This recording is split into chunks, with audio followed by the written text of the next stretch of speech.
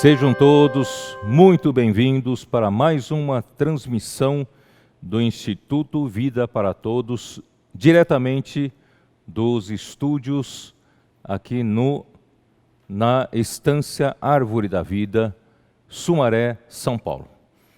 Nós chegamos à mensagem 42, o pequenino rebanho.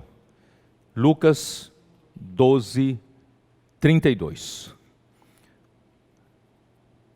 Nós só temos de agradecer ao Senhor por tanta revelação,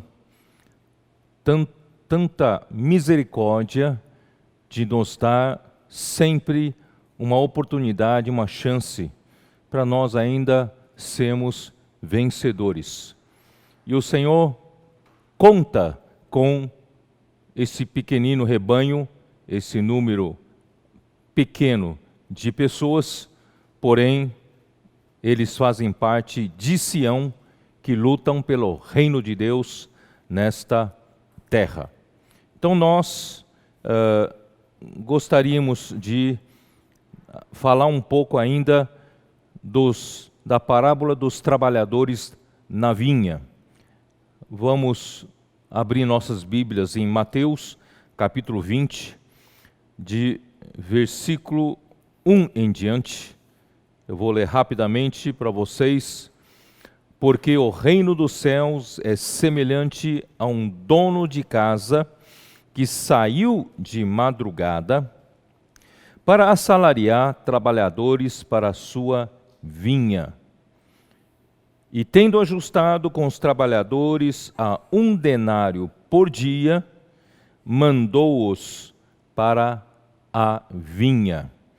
Nosso Senhor Jesus, Ele é o dono da casa, que de madrugada ele saiu para assalariar trabalhadores para a sua vinha. E o dia de trabalho útil são 12 horas. E o nosso Senhor, Ele é o dono da casa e também o dono da vinha. E a vinha visa ter frutos. Deus deseja receber frutos da sua vinha. Então Ele ajustou com os trabalhadores da hora zero, a 1 denário por dia. Denário era uma moeda de prata do Império Romano, equivalente ao pagamento de 1 dia de salário de um soldado romano. Então ele assalariou esses trabalhadores a 1 denário por dia e saindo ainda pela 3ª hora, quer dizer, ele acertou com os trabalhadores na hora zero, esperando que esses trabalhadores trabalhassem 12 horas. Mas quando chegou na 3ª hora, 3 horas se passaram, ele ainda viu na praça outros que estavam desocupados. E disse-lhes: Ide vós também para a vinha, e vos darei o que for justo. E eles foram, isso na hora 3ª.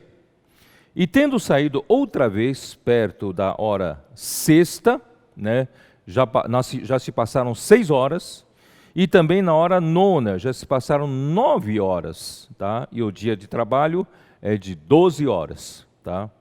E procedeu da mesma forma. E saindo por volta da hora 1/10, encontrou outros que estavam desocupados e perguntou-lhes: Por que estivestes aqui desocupados o dia todo? Quer dizer, aqui existe uma coisa fora de uma frequência normal. O Senhor, dono da vinha, assalariou os trabalhadores na hora zero para trabalhar 12 horas. E depois de passadas 3 horas, ele assalariou os trabalhadores na hora 3ª. E assim foi na hora 6ª, hora 9ª, de 3 em 3 horas. Os trabalhadores da 9ª hora deveriam ter sido os últimos trabalhadores, porque é o período de 3 em 3 horas, a hora 9ª, trabalhando 3 horas, terminaria a jornada de 12 horas. Mas aqui tem uma exceção, né? O dono da vinha fez uma exceção. É isso que eu quero chamar a atenção nesta mensagem. E quando faltava uma hora só, isso saiu fora da regra de 3 em 3 horas. Quando faltava uma hora só, ele chamou os trabalhadores da hora 1/10, tá? E chamou para trabalhar. E ao cair da tarde, disse o senhor da vinha ao seu administrador: chama os trabalhadores e paga-lhes o salário, começando pelos últimos, indo até os primeiros. Vindo os da hora 1/10, quer dizer, ele começou a pagar os que vieram depois. Esses da hora 1/10 trabalharam apenas por uma hora. Receberam cada um deles um denário que o senhor da vinha havia, né, acertado com os trabalhadores da hora 0. Trabalharam 12 horas, né, da hora 0. Aí, ao chegarem os primeiros, pensaram que receberiam mais. Porém, também estes receberam um denário cada um. Mas, tendo recebido, murmuravam contra o dono da casa, dizendo: estes últimos trabalhadores trabalharam apenas uma hora, contudo, os igualaste a nós, que suportamos a fadiga e o calor do dia. Irmãos, é isso que eu quero explicar para vocês. Esta palavra, com as revelações das últimas semanas, essa parábola ficou ainda melhor para nós. Nós conseguimos aplicar melhor para nós. Em outras palavras, Deus chamou os trabalhadores de última hora para trabalhar apenas uma hora. Qual é a diferença entre esses trabalhadores de última hora com os demais trabalhadores? Os demais trabalhadores foram os servos do Senhor desde, né, o tempo dos primeiros apóstolos. E sucessivamente o Senhor foi levantando servos em todas as épocas e eles trabalharam nessa vinha, né? E quando chegou uma hora, faltando uma hora para encerrar a jornada de trabalho, Deus então chamou os trabalhadores para trabalhar nessa última hora, porque essa última hora é a hora mais importante para encerrar esta era. E eu quero dizer o seguinte: eu acredito que nós somos esses trabalhadores de última hora. E os trabalhadores de última hora, para mim, seriam os trabalhadores que ficarem vivos na vinda do Senhor. Eu digo na vinda secreta do Senhor Jesus. São os trabalhadores que fizeram a sua parte, são considerados vencedores para entrar no seu reino. Mas qual é a diferença? Os trabalhadores, os servos do Senhor, em outras épocas, todos eles tiveram um período da vida útil deles para servirem ao Senhor. Desde o momento da sua conversão até eles morrerem, a sua partida, né, eles tiveram um tempo de vida útil para trabalharem para o Senhor. E dentro desse período, né, em média, é um período longo, é um período talvez, para alguns seja de 30 anos, 40 anos, 50 anos, até 60 anos úteis, né, de trabalho. Tá? Não estou contando quando criança, né, e alguns se converteram mais tarde, quer dizer, eu digo, em média, nós temos, né, um tempo médio útil de trabalho para o Senhor de 30, 40, 50, 60 anos. Tá? Então, esses trabalharam muito. Para eles serem vencedores, é necessário que eles adquiram um crescimento de vida a um estágio razoável de vida, para que Deus pudesse os considerar vencedores. Ou eles também podem ser considerados pelo Estado, né, como nós. Eles também podem, vamos supor, que viveram uma vida apática, morna diante do Senhor, mas um determinado dia, o Senhor falou forte com eles, eles mudaram de estado. E eles mudaram de estado e passaram a viver uma vida útil ao reino de Deus. E quando o Senhor colher essas pessoas com a morte, né? Esse é o período que eles têm de vida útil. Quando eles forem colhidos pela morte, eles morreram no estado de um vencedor. Uma coisa, estágio de maturidade, outra coisa é o estado em que eles foram, né, colhidos pela morte. Tá? Então, só que de todos eles tiveram uma vida útil longa, trabalhando na fadiga, no calor do dia. É disso que eles estavam reclamando. E os trabalhadores de última hora, que seríamos nós, eu quero acreditar, né, que seriam os trabalhadores que encerrariam essa era, são os trabalhadores que trabalharão 1 hora. O que quer dizer isso? Também todos eles têm uma vida útil para viver, mas a maioria deles não viverá essa média de 30, 50, 60 anos. Por quê? Porque a vinda do Senhor fará um corte no tempo deles. Quer dizer, todos esses, se forem fiéis, se forem encontrados em um estado de busca que o Senhor se alegra, considera aprovado, eles serão considerados vencedores. Então, de um lado, eles também buscam crescer em estágios de maturidade cada vez maiores, mas o estado em que eles forem encontrados, né, na vinda do Senhor, aí agora já não é mais a morte, é a vinda do Senhor é que faz o corte. Por isso, o trabalho deles não é mais de 3 anos, mas de 1 hora só, de 3 horas, mas de 1 hora só, porque a vinda do Senhor fará esse corte, eles deverão ser encontrados fiéis, né, quando o Senhor vier. Portanto, os trabalhadores da última hora aparentemente levam vantagem, porque nós não, né, eu digo nós, mas eu já, né, tenho 70 anos, já levei a maior parte do tempo na fadiga, no calor do dia, mas eu digo principalmente para os mais jovens. Eles talvez não precisem passar por todo esse tempo como eu passei e também os trabalhadores de outras horas passaram, né? Eles, com pouco tempo, quem sabe, ouvindo a palavra de alerta hoje, eles passarem a ter uma postura de esperar a volta do Senhor, eles vão ser, quando o Senhor voltar, encontrá-los fazendo assim, eles vão ser aprovados para entrar no reino.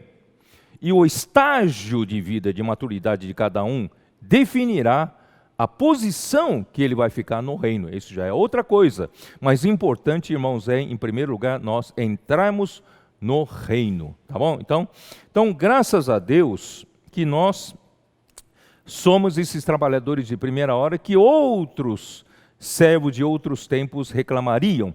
Mas eu quero dizer uma coisa, não é fácil, não é mais fácil ser trabalhadores de última hora. Por quê? Porque nós vivemos numa época em que o mistério da iniquidade já opera.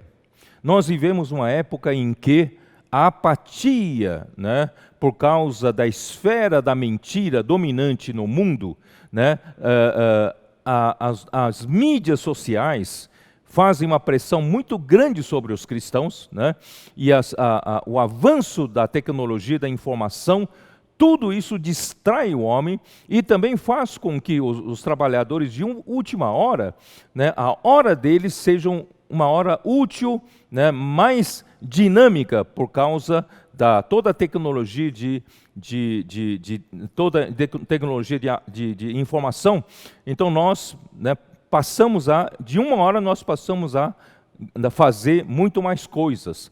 Portanto, não quer dizer que nós vivemos numa boa, mas, por outro lado, nós temos uma oportunidade muito grande se nós ouvimos que a volta do Senhor está próxima e nós passamos a mudar de atitude, passamos a mudar de postura e de estado de busca, nós temos todas as chances de sermos vencedores. Essa é a grande vantagem, né? Talvez eles não tiveram esse momento de alerta e nós estamos tendo. Eu vou dizer uma coisa para vocês, que embora durante todo o tempo do ministério de irmão Dong, ele tenha nos alertado para amar a volta do Senhor, para esperar a volta do Senhor, para apressar a volta do Senhor.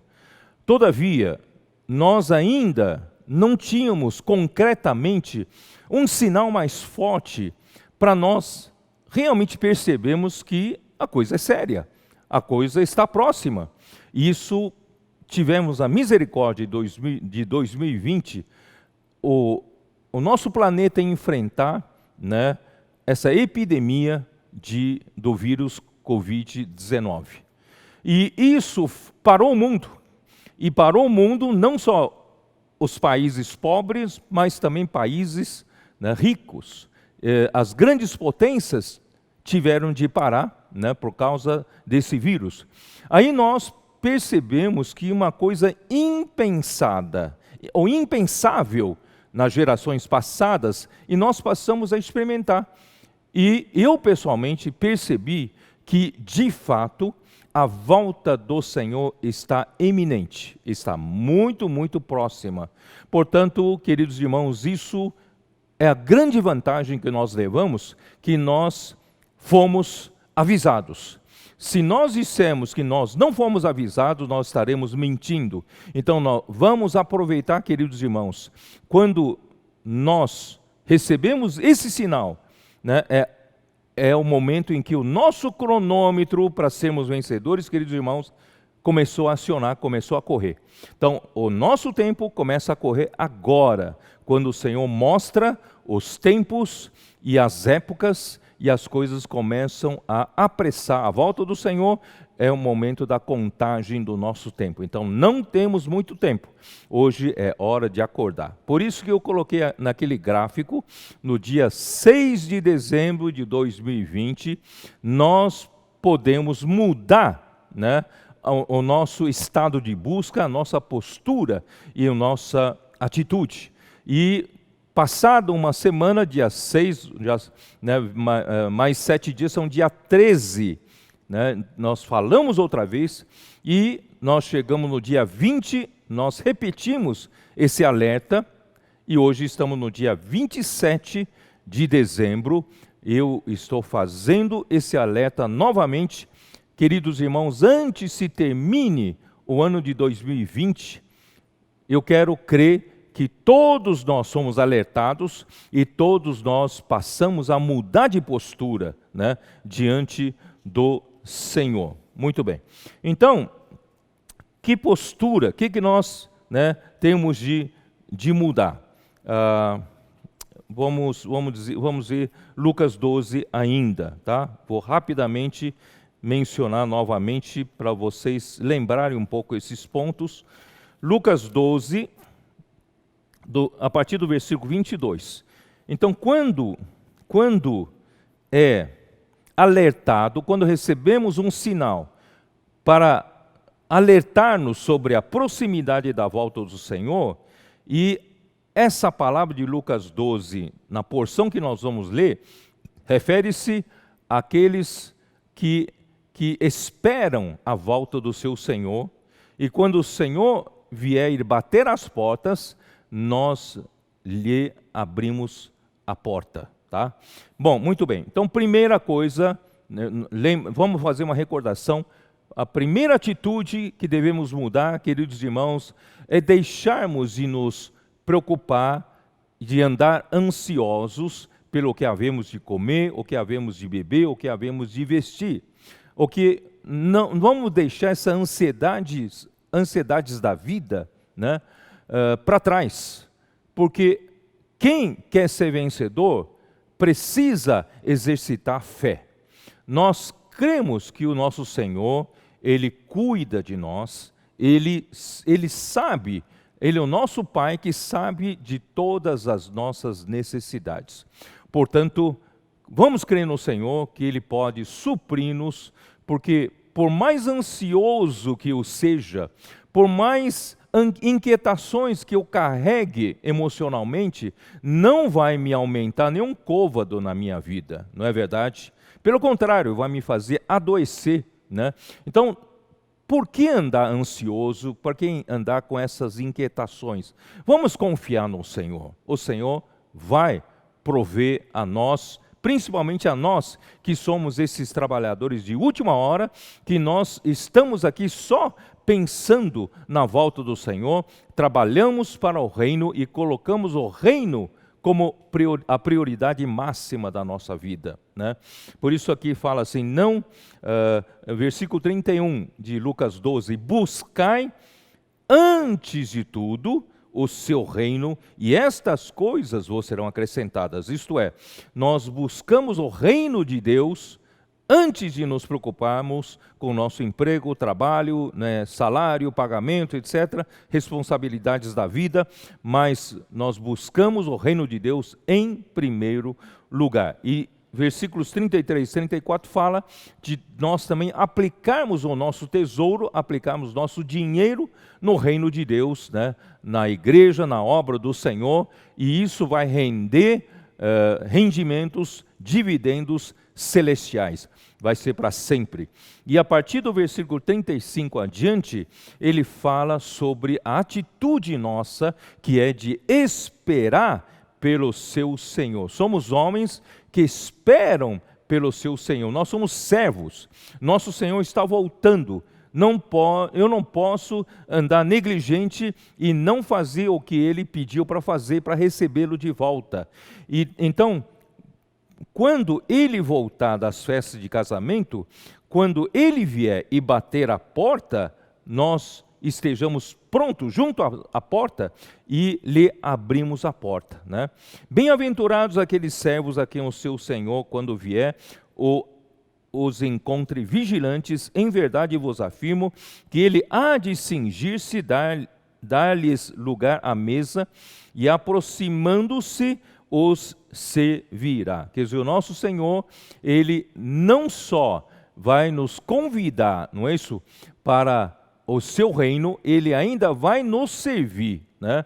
E versículo 38, quer Ele venha na segunda vigília, quer na terceira, a gente não sabe exatamente em que momento Ele vem, bem-aventurados serão eles se assim os achar. Quer dizer, vamos manter nosso estado de busca, vamos manter essa postura de esperar pelo Senhor, essa postura de colocar o reino de Deus em primeiro lugar, né? Vamos deixar de lado nossas grandes preocupações, né, quanto à vida, né? E assim, irmãos, se o Senhor nos encontrar com esse estado de busca, de esperar pelo Senhor e amar a vinda do Senhor, nós seremos vencedores. E não só isso, né, nós precisamos ser esse servo fiel e prudente, e que o Senhor confiou certamente alguns conservos para nós cuidarmos, para nós alimentarmos. E nós devemos ser fiéis e dar o alimento no seu devido tempo. E quando o Senhor voltar e encontrar-nos alimentando nossos conservos, nós vamos entrar para ser vencedores. Portanto, irmãos, essa palavra de Lucas 12 é para nós de última hora. Nós de última hora. Muito bem. E na semana passada, né, eu falei de Mateus 24. Dá uma olhada em Mateus 24.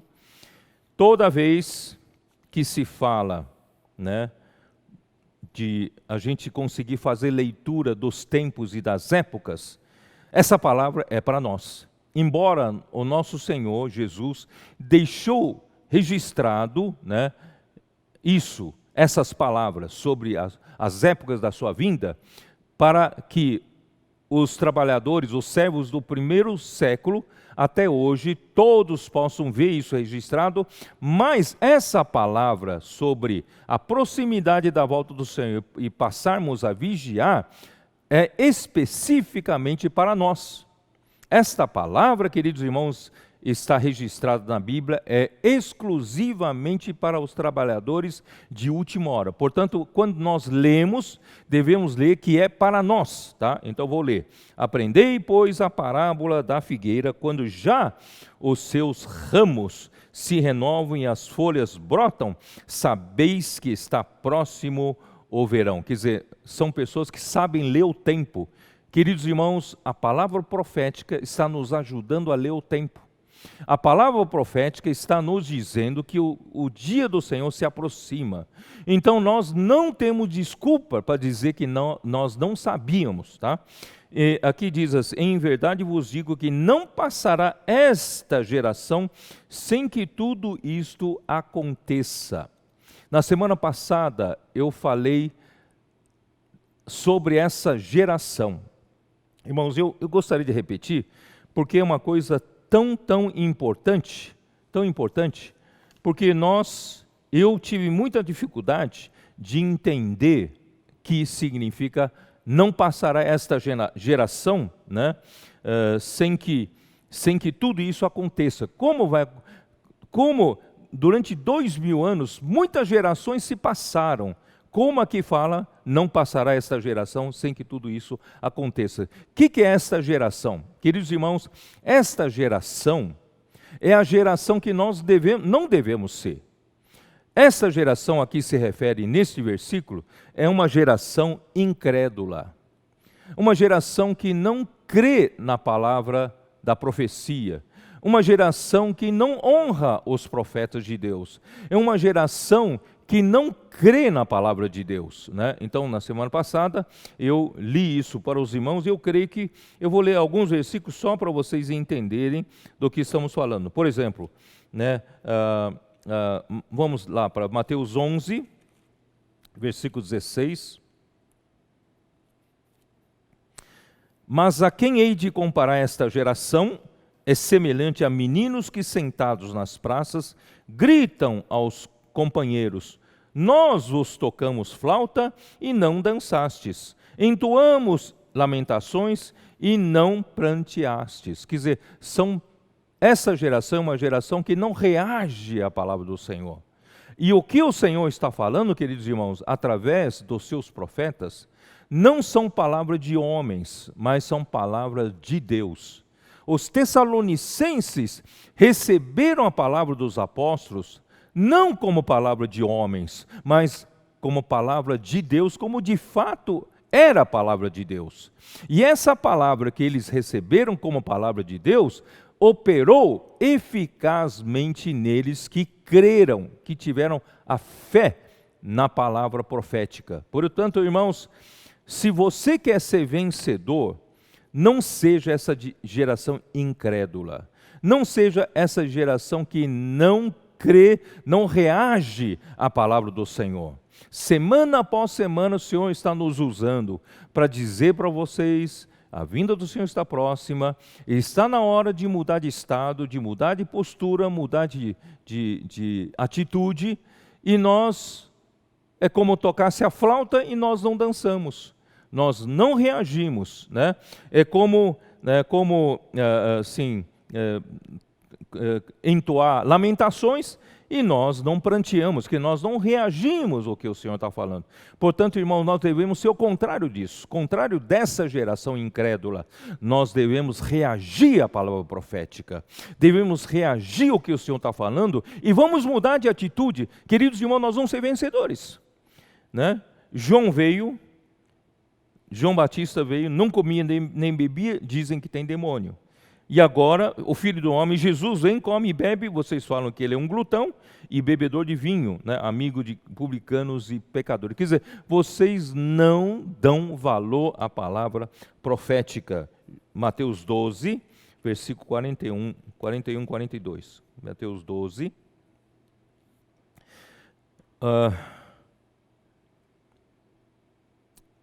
Não vou ler até versículo 39. Ele, porém, respondeu: uma geração má e adúltera. Veja bem, estou falando da geração. Essa geração não é uma geração de tantos anos, não. Essa geração é uma geração incrédula, é uma geração má, uma geração adúltera, né, nós precisamos sair dessa geração, nós precisamos, né, fazer um contra-testemunho dessa geração. Se essa geração não crê, nós somos os que creem. Essa geração não reage à palavra de Deus, nós somos da geração que reage à palavra de Deus, né? Aqui diz assim, uma geração má e adúltera pede um sinal, mas nenhum sinal lhe será dado, senão o do profeta Jonas. Porque assim como esteve Jonas 3 dias e 3 noites no ventre do grande peixe, assim o Filho do Homem estará 3 dias e 3 noites no coração da terra.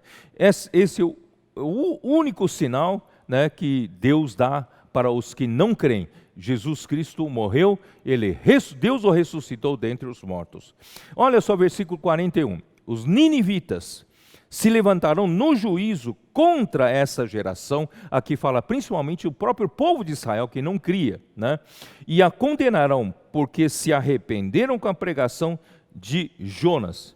Jonas foi enviado como profeta para profetizar contra a cidade de Nínive. Jonas se recusou em ir para pregar o evangelho, porque sabendo que Deus é misericordioso, se o povo, né, ele ia pregar que Deus vai destruir a cidade, mas se o povo se arrepender, Deus voltará atrás, então ele não vou pregar o evangelho. Mas ele no fim ele foi e, né, ele foi e realmente os ninivitas se arrependeram.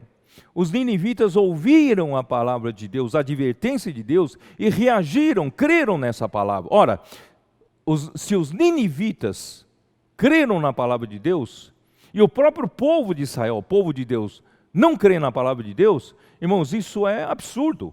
Então nós também, queridos irmãos, nós estamos falando palavra semana após semana, e eu espero que você não seja dessa geração que não crê, não reage à palavra profética e continue na mesma, não é isso? E muitos ninivitas não são do nosso meio, irão crer e irão ganhar benefício, irão ser vencedores. Mas nós queremos também que os de dentro possamos, né, nós possamos dar valor para a palavra dos profetas. 42.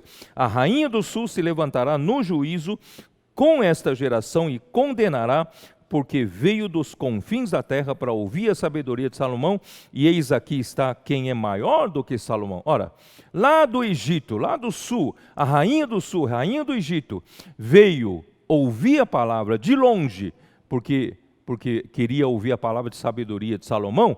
Aqui está Jesus, que é maior do que Salomão, e os do povo de Deus não dá valor à palavra profética. Portanto, irmãos, vamos sair desse estado de torpor, de entorpecimento. Vamos valorizar a palavra do Senhor, vamos crer, tá? Eu não vou ler mais, semana passada já falei sobre isso. Então, nós somos, aqui ainda em Lucas 12, vamos voltar lá para Lucas 12, né? Lucas 12, aqui fala, versículo 32, não temais, ó pequenino rebanho, porque vosso Pai se agradou em dar-vos o seu reino. Queridos irmãos, esse pequenino rebanho é justamente essa pequeno grupo de pessoas que creem na palavra profética, que valorizam a palavra profética e cooperam com o Senhor, não é isso? Praticando a palavra, e o Senhor confirma a sua palavra. Queridos irmãos, nesses últimos anos, 3, 4 anos, a palavra profética tem encontrado confirmação, né? O Senhor tem confirmado a palavra profética e muitas coisas aconteceram no nosso meio de maravilhoso, né? Nós hoje, né, estamos, o quê? O Senhor tem feito grandes coisas entre nós, sinais, prodígios, né? E tem feito a sua obra avançar. A nossa condição espiritual está muito diferente de antes. A nossa unanimidade, a nossa unidade, a nossa cumplicidade, irmãos, é uma coisa que não existia antes. Eu não acredito que haja, né, em outra situação. Nós somos privilegiados. Esse pequeno grupo de pessoas, irmãos, é o pequenino rebanho. Deus está nos preparando para dar-nos o seu reino. Deus quer dar o seu reino para você e para mim. Portanto, irmãos, vamos reagir. Vamos reagir à palavra do Senhor. Esse é o título dessa mensagem. Vamos para esse pequenino rebanho, irmãos, é a igreja em Filadélfia. Apocalipse 3. Apocalipse 3, versículos 7 e 8.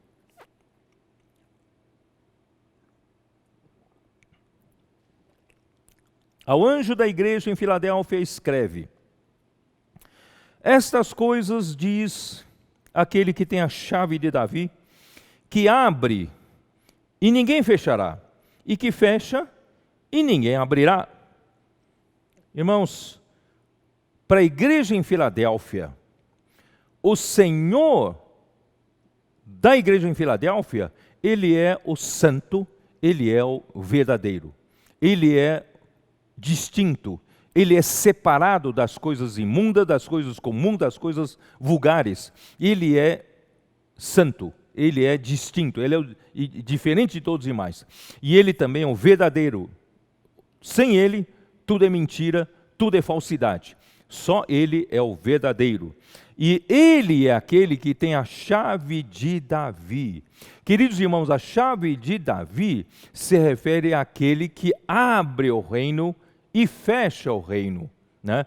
Então, o Senhor da igreja em Filadélfia é aquele que abre o reino e fecha o reino. Se Ele abre, ninguém pode fechar. E se Ele fecha, ninguém poderá abrir, tá bom? Então, se você faz parte do pequenino rebanho, você então faz parte da igreja em Filadélfia. Se você faz parte da igreja em Filadélfia e tiver a realidade dessa igreja, você tem um Senhor que tem a chave de Davi, chave do reino, que abre e ninguém fechará, tá bom? Então vamos aproveitar esse Senhor da igreja em Filadélfia, que tem a chave de Davi, que abre a porta do reino. Vamos aproveitar e entrar no reino por meio, né, desse Senhor que tem a chave de Davi. Conheço as tuas obras, eis que tenho posto diante de ti uma porta aberta que ninguém pode fechar. Irmãos, para essa igreja, o Senhor conhece as nossas obras. O Senhor tem posto diante de nós, irmãos, embora sejamos tão fracos, embora sejamos tão insignificantes aos olhos do mundo, até do mundo religioso, nós não significamos grande coisa. Mas, irmãos, o Senhor próprio, aquele que tem a chave de Davi, a chave do reino, Ele tem posto diante de nós uma porta aberta. E essa porta aberta, ninguém pode fechar. Ele abriu para a igreja de Filadélfia e ninguém pode fechar. Que tens pouca força. Irmãos, a igreja de Filadélfia, o pequenino rebanho, não tem grande força, não tem poder, grande poder. Por quê? Porque não é homem que tem que ter força, não é o homem que tem que ter poder, mas nós temos aquele que tem poder, aquele que tem força em nós. E nós valorizamos a palavra daquele que tem força, daquele que tem um poder, nós valorizamos o nome. Por isso, queridos irmãos, isso faz toda a diferença. Ele diz assim, que tens pouca força, entretanto guardastes a minha palavra e não negaste o meu nome. Não temos força, não temos poder, mas, irmãos, nós temos aquele que tem poder, aquele que tem força, está na sua palavra, está no seu nome. Nós amamos a palavra. Nós amamos a palavra profética. Os tesouros da palavra profética estão abertos para a igreja em Filadélfia. Vamos valorizar essa palavra, queridos irmãos. Não considere comum essa palavra é muito especial. Portanto, irmãos, nós valorizamos a palavra e nós não negamos o nome do Senhor. Por quê? Porque nós conhecemos a nós mesmos que nós temos muito pouca força. E a nossa força vem do Senhor. E como vem do Senhor? Vem da palavra do Senhor e vem do nome do Senhor que nós invocamos a toda hora. O nome do Senhor para nós não é meramente uma coisa religiosa. O nome do Senhor é para nós invocarmos como a nossa respiração. Para nós, sempre que lembrarmos, nós reconectarmos com Deus, vivemos em comunhão com Ele, conectados com Ele. Irmãos, para isso que serve invocar o nome do Senhor. Ó Senhor Jesus, e nos reconecta, nos mantém ligados, permanecendo na videira, né? E também a palavra do Senhor que nós valorizamos a palavra profética traz direção para nós, a palavra profética traz, né, tudo que o homem precisa nesse final dos tempos para nós sermos preparados para cooperar com o Senhor. Tá? Muito bem, então, versículo 10, eu vou pular o versículo 9. Versículo 10, porque guardaste a palavra da minha perseverança, também eu te guardarei, né, da hora da provação que há de vir sobre o mundo inteiro para experimentar os que habitam sobre a terra. Queridos irmãos, a igreja de Filadélfia, dentre as 7 cartas para 7 igrejas da Ásia Menor, é a única carta, para essa única igreja a quem Deus falou de livrar essa igreja da grande tribulação. Quer dizer, então essa igreja, irmãos, essa igreja é uma igreja que terá o seu papel principal no final dos tempos. E que é agora, a igreja em Filadélfia, que foi preparada pelo Senhor desde o século XVIII, eu quero dizer para vocês, desde o século XVIII surgiu um grupo de irmãos e eles passaram a ver, né, que o sistema clerical de clérigos e cleros e leigos, né, estava errado. E então eles passaram a chamar uns aos outros de irmãos em Cristo.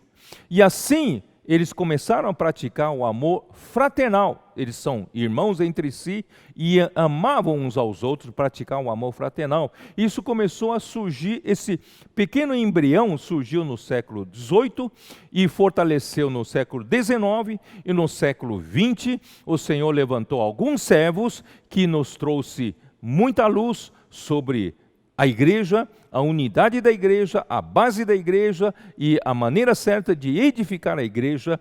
Graças ao Senhor, isso tudo serviu de base para nós que estamos aqui hoje, não é? Mas existe um perigo.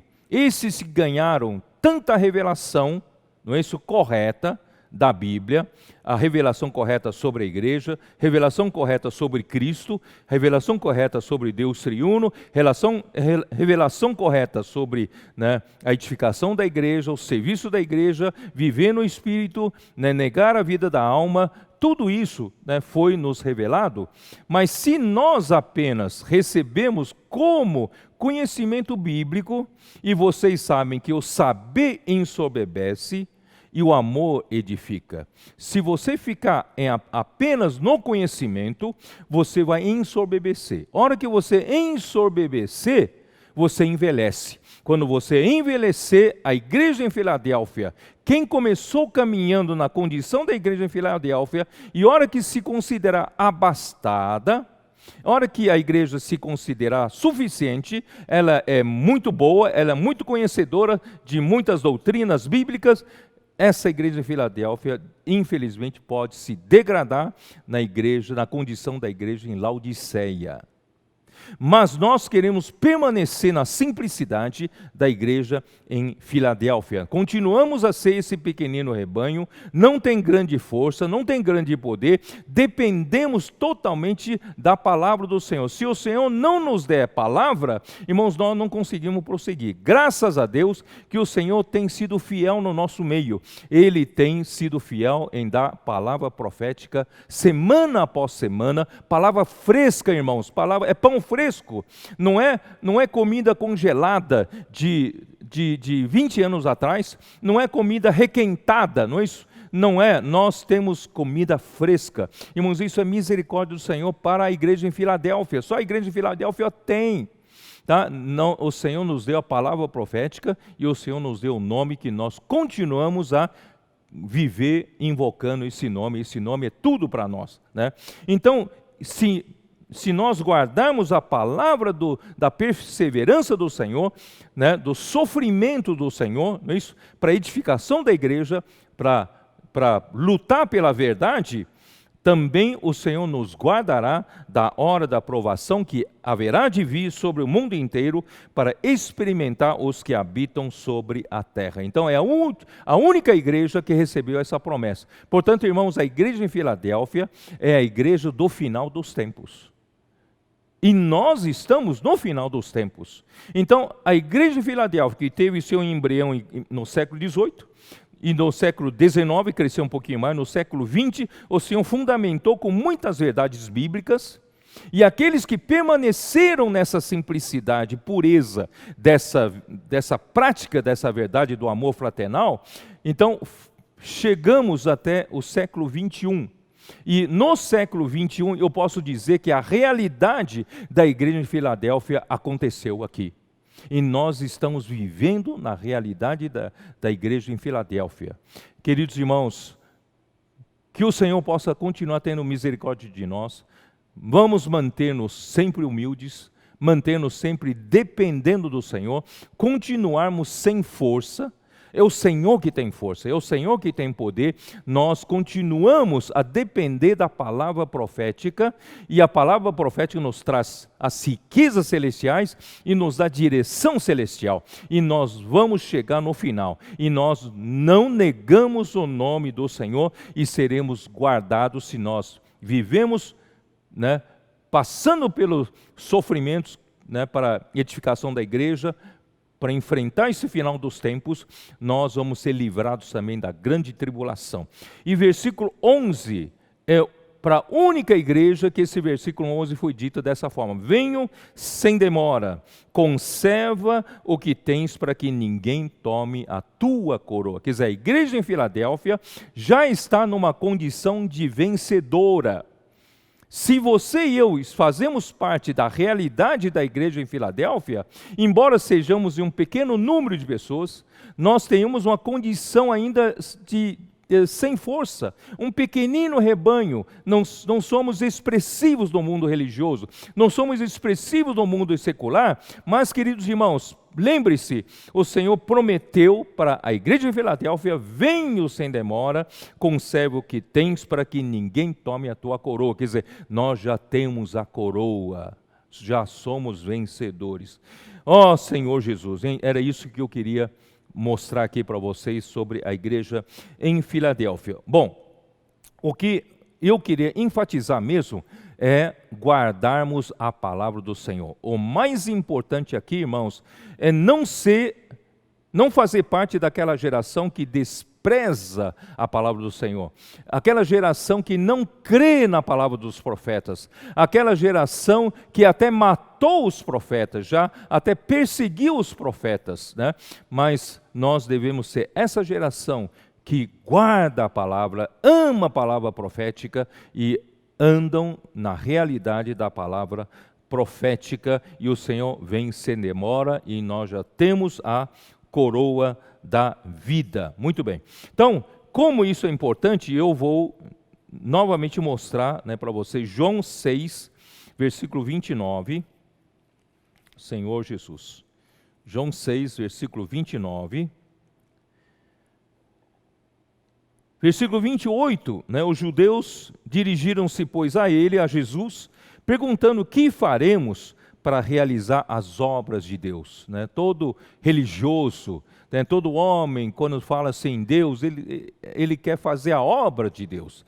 Então, ele quer: deixa comigo, né? Eu vou arregaçar minhas mangas, usar minha capacidade, vou fazer a obra de Deus daqui para frente, não vou pregar evangelho, vou levantar igrejas, vou fazer a obra grandiosa do Senhor, muitos irão até o Senhor, né, através da minha obra. Queridos irmãos, não é assim que se faz a obra de Deus. A obra de Deus, como se faz? Versículo 29. Respondeu-lhe Jesus: a obra de Deus é esta. Que é a obra de Deus? Que creiais naquele que por ele foi enviado. A obra de Deus é crer. A obra de Deus é crer no enviado de Deus, é crer no profeta que Deus enviou.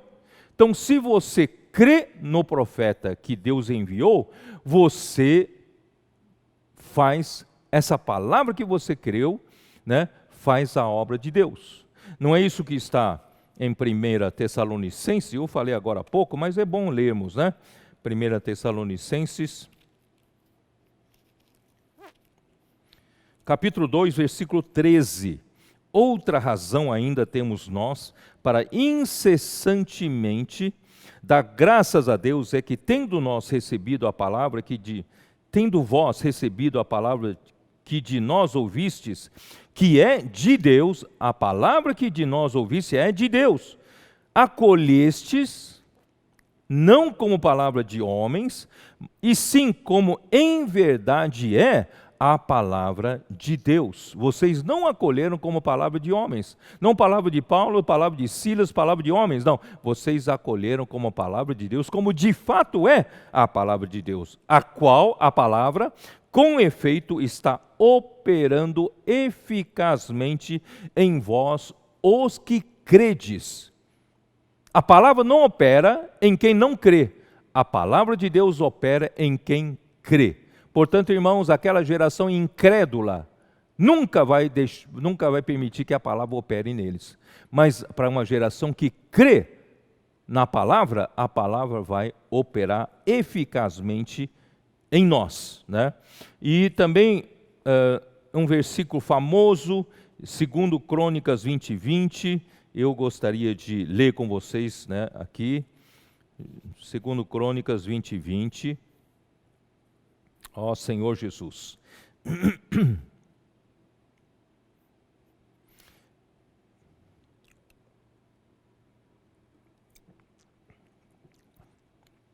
Pela manhã cedo se levantaram e saíram ao deserto de Tecoa.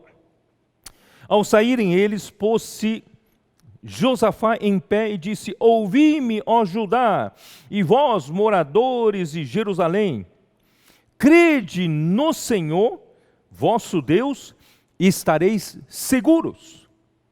E crede nos seus profetas e prosperareis. O contexto dessa história é que os amonitas, né, os moabitas, né, os filhos de Moabe e os filhos de Amon, juntamente com os do Monte Seir, que seriam as descendências a descendência de Esaú, não é isso? De Edom. Então, eles que o Senhor não permitiu que Israel lutasse contra eles quando passaram por eles. O Senhor pediu para eles contornarem, porque eles, né, faziam parte dos filhos de Ló, também de Esaú, né, que o Senhor pediu para não lutar contra eles. Só que eles vieram para destruir Israel, destruir Judá, né? Então, eles vieram com um número muito grande de exército para destruir, e Josafá, o rei Josafá, ele olhou para aquilo e falou: Senhor, nós não temos mínima condição, não temos força, somos de pequena força para enfrentar essa grande multidão, não é isso? Então, é aqui que diz aqui, ó, né? Versículo 3. Então Josafá teve medo e se pôs a buscar o Senhor e apregou jejum em todo Judá. Judá se congregou para pedir socorro ao Senhor. Também de todas as cidades de Judá veio gente para buscar o Senhor. E pôs-se Josafá em pé na congregação de Judá e de Jerusalém, na casa do Senhor, diante do pátio novo, e disse: Ah, Senhor, Deus de nossos pais, porventura não és tu Deus nos céus? Não és tu que dominas sobre todos os reinos dos povos? Na tua mão está a força e o poder, e não há quem te possa resistir. Quer dizer, a força não está no homem, o poder não está no homem, mas está na mão do Senhor. Porventura o nosso Deus não lançasse fora os moradores desta terra de diante do teu povo de Israel, e não a desse para sempre a posteridade de Abraão teu amigo? Habitaram nela e nela, versículo 9, né? Versículo 10. Agora, pois, eis que os filhos de Amon e de Moabe e os do monte Seir, cujas terras não permitisse a Israel invadir, quando vinham da terra do Egito, mas deles se desviaram e não os destruíram, eis que nos dão o pago, vindo para lançar-nos fora da tua possessão, que nos deste por herança. Ah, nosso Senhor, acaso não executarás tu o teu julgamento contra eles? Porque em nós, presta atenção, essa é a igreja em Filadélfia, essa é o pequenino rebanho, em nós não há força para resistirmos a essa grande multidão que vem contra nós, e não sabemos nós o que fazer, porém os nossos olhos estão postos em ti. Irmãos, essa é a condição da igreja em Filadélfia, essa é a condição do pequenino rebanho. Não há força em nós para resistir esse problema todo. Não sabemos nem o que fazer diante dessa situação. Então por isso que nós guardamos a palavra do Senhor e não negamos o nome do Senhor. Nós dissemos: ó Senhor Jesus, venha e olha para essa situação. Não temos força, né?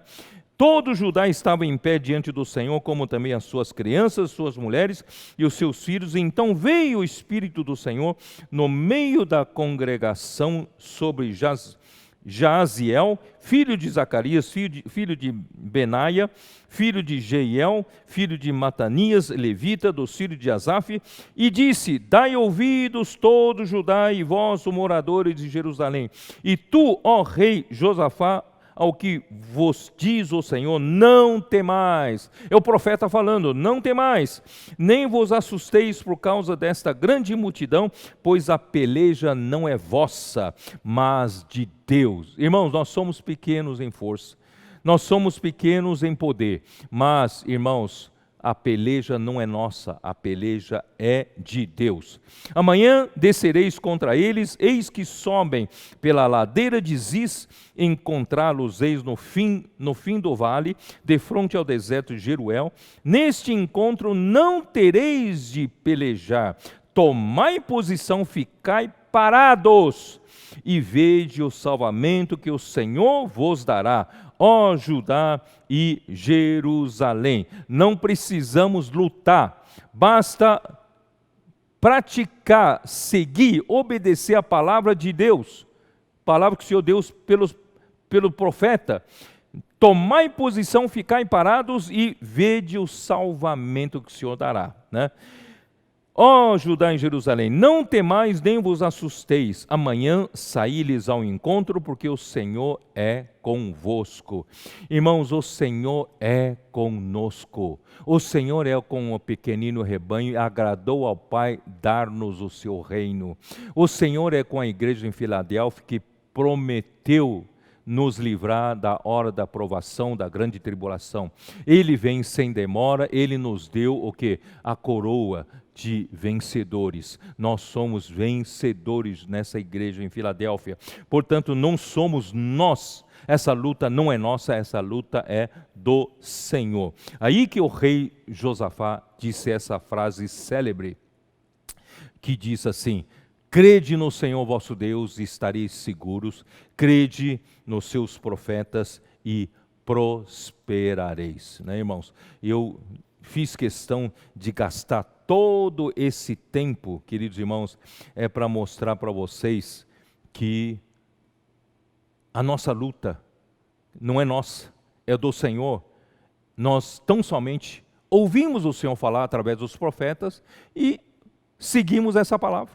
Essa palavra diz: vai, nós vamos. Essa palavra diz: fica, nós ficamos. Essa palavra diz: comportagem dinâmica, nós fazemos. Essa palavra diz: rede de cuidados, nós fazemos essa rede de cuidado. Essa palavra fala: vamos cuidar das mulheres conectadas, vamos cuidar dos jovens, né? Avança Jovem, Expo Livro, e assim por diante. Queridos irmãos, nós apenas seguimos a palavra profética, a batalha é do Senhor e a vitória também será do Senhor, tá bom?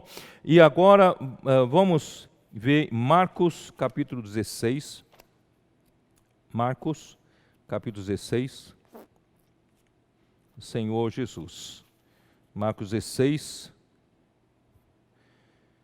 Senhor Jesus, ele havia sido crucificado e Deus o ressuscitou dentre os mortos. E Jesus então aparece a alguns, a Maria Madalena, a 2 dos seus discípulos que estavam no caminho para o campo. E finalmente, versículo 14, apareceu Jesus aos 11, quando estavam à mesa, e censurou-lhes a incredulidade e dureza de coração, porque não deram crédito ao que o tinham visto já ressuscitado. Irmãos, o que Deus menos precisa é de nossa incredulidade. Então, nessa hora, irmãos, a igreja em Filadélfia, o pequenino rebanho, o que nós temos de mais forte não é nossa força natural, não é o nosso poder, não temos nenhum poder político, não temos poder econômico, né? Eu já disse várias vezes, nós não temos, né, políticos, né, nossos políticos no Congresso Nacional, nós não temos, né, grandes empresários com poder econômico no nosso meio, nós tampouco temos grande poder econômico, mas, queridos irmãos, nós não dependemos disso. Nós não dependemos disso. Nosso poder está na fé. Nós cremos no Senhor e nós temos a palavra profética. Isso vale ouro, isso vale mais que ouro. Tá? E disse-lhes, né, qual é a comissão que o Senhor queria dar a nós? Disse-lhe, ide por todo o mundo e pregai o evangelho a toda criatura. Essa é a nossa incumbência. E quem crê e for batizado será salvo, quem porém não crê será condenado. Tá? Esses sinais hão de acompanhar aqueles que creem em meu nome, expelirão demônios, falarão novas línguas, pegarão em serpentes, e se alguma coisa mortífera beberem, não lhes fará mal, se impuserem as mãos sobre enfermos, eles ficarão curados. Muito bem. Agora versículo 19. De fato, o Senhor Jesus, depois de lhes ter falado, foi recebido no céu, e assentou-se à destra de Deus. Jesus, depois da ressurreição, apareceu para os 11, deu essas instruções. A nossa comissão é sair, pregar o evangelho, não é isso? E fazer discípulo de todas as nações. E Senhor Jesus, depois de nos incumbido, ele então foi recebido no céu e assentou-se à destra de Deus. Versículo 20, nosso Senhor Jesus está à destra de Deus, mas curiosamente, ele também está cooperando conosco.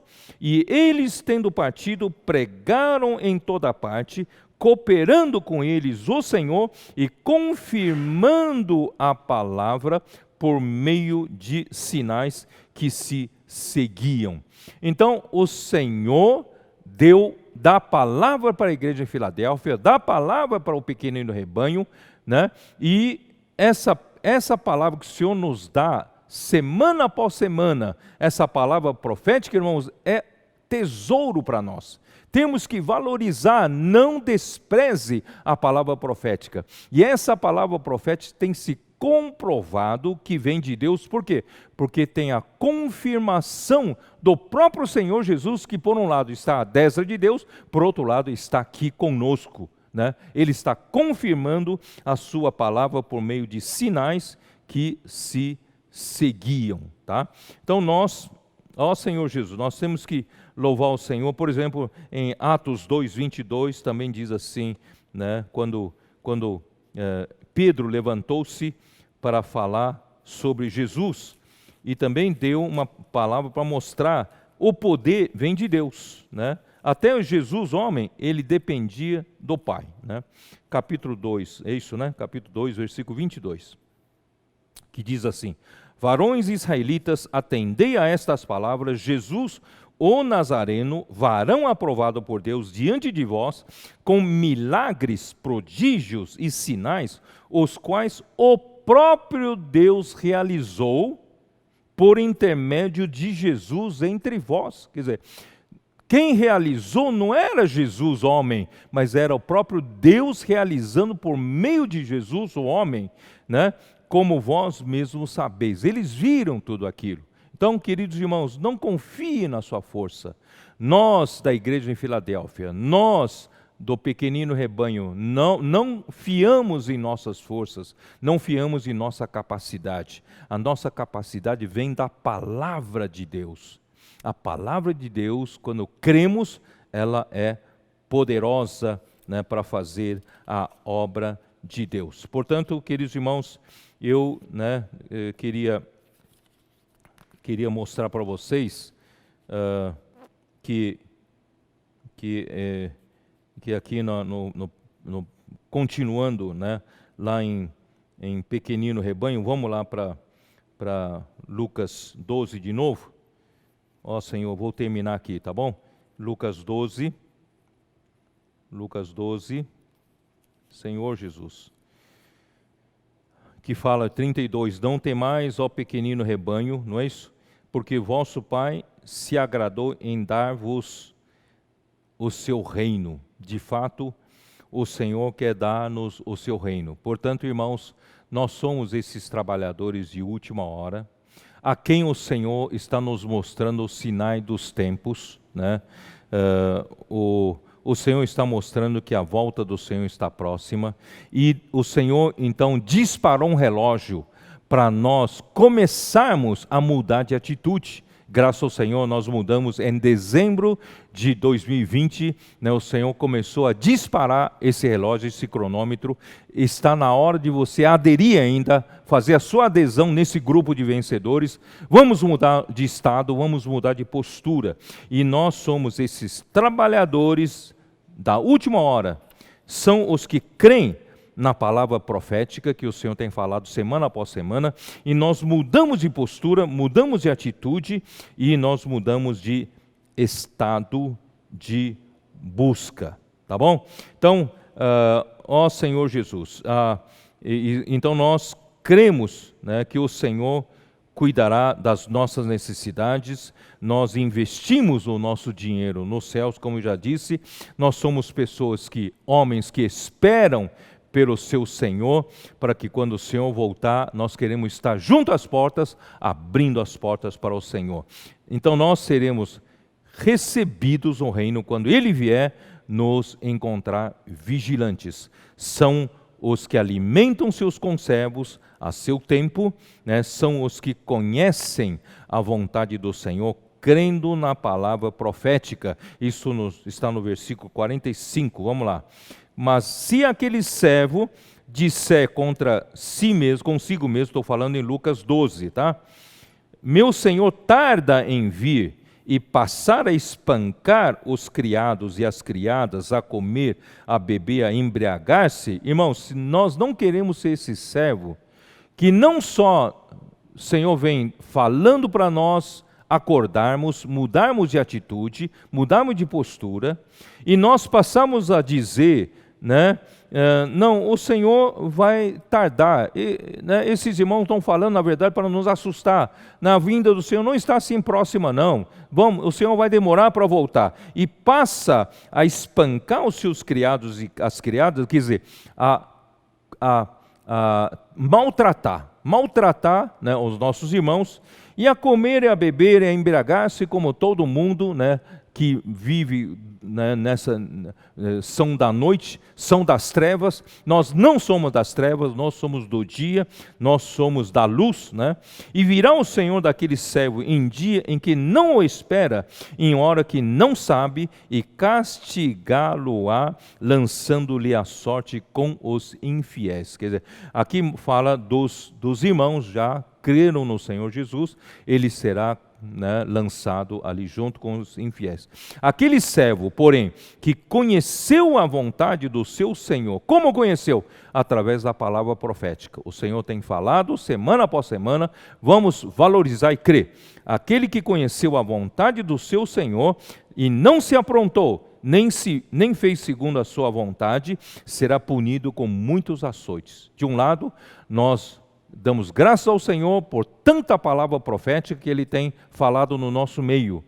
Mas, por outro lado, a nossa responsabilidade de quem recebe essa palavra profética é muito maior, porque nós passamos a conhecer a vontade do Senhor. Se nós não nos aprontarmos, nós receberemos muitos açoites. Aquele, porém, que não soube a vontade do seu Senhor e fez coisas dignas de reprovação, levará poucos açoites.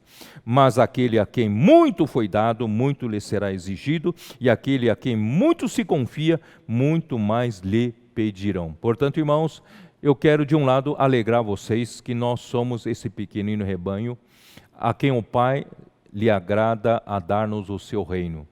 E eu quero dizer para vocês, se você viver essa realidade da palavra que nós estamos falando, nós estamos na realidade da igreja em Filadélfia. A igreja em Filadélfia tem o Senhor que tem a chave de Davi nas mãos. É aquele que abre e que ninguém fecha. E ele sabe que nós temos pouca força, mas ele tem nos posto diante de nós uma porta aberta que ninguém poderá fechar. E ele também, né, se nós, ele também quer nos, ele sabe da nossa condição, temos pouca força, mas ele sabe que nós amamos a palavra, nós guardamos a palavra e não negamos o nome do Senhor.